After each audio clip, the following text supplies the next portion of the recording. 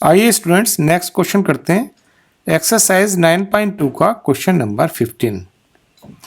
देखिए क्या हमको करना है इस क्वेश्चन में। एक बार क्वेश्चन को ध्यान से रीड कर लेते हैं। The length L in centimetre of A copper rod is a linear function of its Celsius temperature C।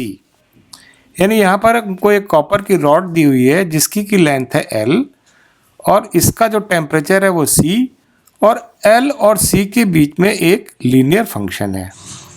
Linear function का मतलब क्या होता है कि यानी जब टेम्परेचर C इंक्रीज करेगा तो जो कॉपर रॉड की लेंथ L है वो एक लीनियर फंक्शन के अकॉर्डिंग इंक्रीज करेगी।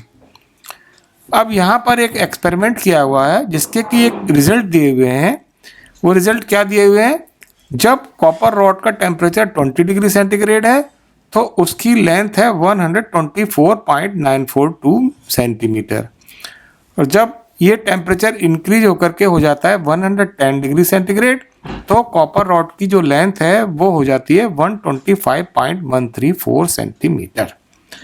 यहाँ पर हमको जो ये L है इसको C की टर्म्स में एक्सप्रेस करना है। चलिए आइए देखते हैं। पहले सबसे पहले लीनियर फंक्शन क्या होता है इसको समझ लेते हैं। देखिए ये है एक्स एक्सिस और ये है वाई एक्सिस। ये कोई स्ट्रेट लाइन है और स्ट्रेट लाइन हमको मालूम है लीनियर फंक्शन को रिप्रेजेंट करती है, यानी वो एक लीनियर फंक्शन होती है एक्स और वाई वेरिएबल में। एक्स एक्सिस को अगर सी एक्सिस कंसिडर कर लें और वाई एक्सिस को एल एक्सिस कंसिडर कर लें तो अब हमारा ये जो रिलेशन है यहाँ पर स्ट्रेट लाइन ये L और C वेरिएबल में एक लीनियर फंक्शन को रिप्रेजेंट करेगी। अगर ये पॉइंट यहाँ पर टेम्परेचर जो है वो है 20 डिग्री सेंटीग्रेड तो इसके करस्पॉन्डिंग जो लेंथ होगी वो है जो हमको दी हुई है 124.942 सेंटीमीटर। ये टेम्परेचर जब इंक्रीज होके हो जाता है 110 तो इसके करस्पॉन्डिंग जो लेंथ है वो इंक्रीज होके हो जाती है 125.134 सेंटीमीटर। अब देखिए ये जो पॉइंट है इस पॉइंट के कोऑर्डिनेट्स क्या हो जाएंगे 20,124.942 और जो ये पॉइंट होगा इसके कोऑर्डिनेट्स हो जाएंगे 110,125.134। तो अब ये चूंकि ये सी एक्सिस है और ये है एल एक्सिस तो इसीलिए जो ये पॉइंट होंगे ये पॉइंट अगर x1 y1 की जगह हो जाएंगे c1 l1 और ये x2 y2 की जगह ये हो जाएगा c2 l2।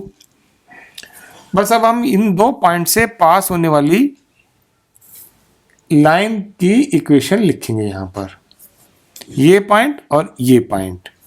चलिए देखते हैं दो पॉइंट से पास होने वाली लाइन की जो इक्वेशन होती है वो क्या होती है y minus y1 is equal to y2 minus y1 upon x2 minus x1 और x माइनस x1।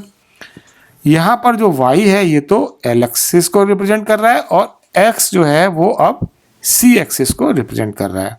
बस अब ये वैल्यू यहाँ पर हम x1 y1 की जगह c1 l1 और x2 y2 की जगह c2 l2 लेते हैं तो ये क्या होगा, ये हो जाएगा l minus l1 is equal to l2 minus l1 upon c2 minus c1 और c minus c1।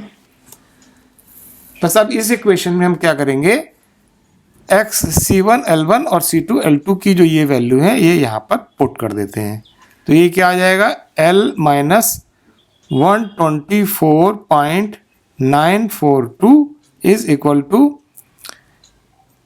125.134 minus 124.942 upon 110 minus 20 और ये c माइनस 20। अब इसे सिंप्लीफाई कर लेते हैं तो ये क्या आएगा L minus 124.942 is equal to, यहाँ सब्सट्रैक्ट करेंगे तो ये आ जाएगा 0.192 अपॉन 90 c माइनस 20। इसको हम इस साइड ले जाते हैं तो ये क्या हो जाएगा, L is equal to 0.192 upon 90 C-20 plus 124.942। तो यहाँ पर क्या आ गया, ये L को हमने C की टर्म्स में रिप्रेजेंट कर दिया और यही हमको निकालना था। तो यानी ये हो गया हमारा आंसर।